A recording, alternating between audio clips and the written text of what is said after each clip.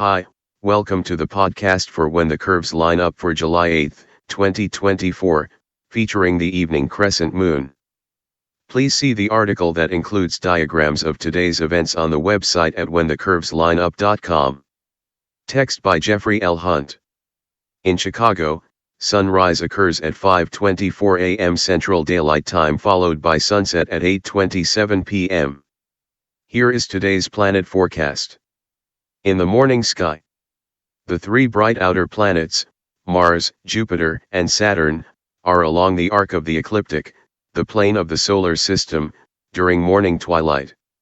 Saturn rises 3 hours after sundown and before midnight in Chicago, standing at the eastern edge of the time zone, and over an hour later at the western extremes of the time regions. During morning twilight, it stands in the south-southeast. Not as bright as Jupiter or Venus, it outshines most stars this morning. The ringed wonder stands in front of a dim Aquarius starfield. It retrogrades, appears to move westward, as our planet overtakes the distant world. Saturn's retrograde fits into a single binocular field. Mars rises considerably later, after midnight and over 3 hours before sunrise. Slightly brighter than Saturn, the red planet is nearly 30 degrees up in the east during morning twilight. Marching eastward in front of Aries, it passed Saturn on April 10, opening a gap that measures over 55 degrees. In 4 mornings, the red planet steps in front of Taurus, heading for a wide conjunction with the Pleiades star cluster on the 21st. It first appears with the cluster in the same binocular field in a week. Mars is heading toward Jupiter, passing by the Jovian giant on August 14. This morning Jupiter rises over 2 hours before the Sun. An hour later it is that bright star 15 degrees above the east-northeast horizon. The planet is slowly moving eastward in front of the Bull. It is 4.8 degrees to Aldebaran's upper left, passing the star in a wide conjunction in 2 mornings. During morning twilight, the planetary necklace stretches from the east-northeast to the southern sky. The 3 planets appear near the ecliptic.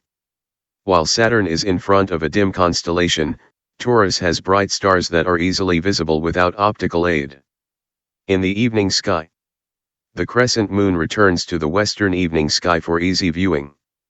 An hour after sundown, the moon, 10% illuminated, is 10 degrees above the west-northwest horizon. It is nearly 7 degrees to the lower right of Regulus, Leo's brightest star. While the moon is low at this hour, look for earthshine on the lunar orb. The effect is sunlight reflected from Earth's features that softly lights up the lunar night. Use a tripod-mounted camera to capture the moon and earthshine with exposures up to a few seconds. Wide-angle photos capture the landscape with the moon and star. At this hour Mercury is a little above the west-northwest horizon. 30 minutes earlier, the planet is nearly 8 degrees up in the sky. In this brighter twilight, use a binocular to spot it. The lunar crescent is over 13 degrees to the planet's upper left and outside the same binocular field of view. This evening the moon sets over 2 hours after the sun. Tomorrow it is to the upper left of Regulus. Thank you for listening. Please read the articles at whenthecurveslineup.com.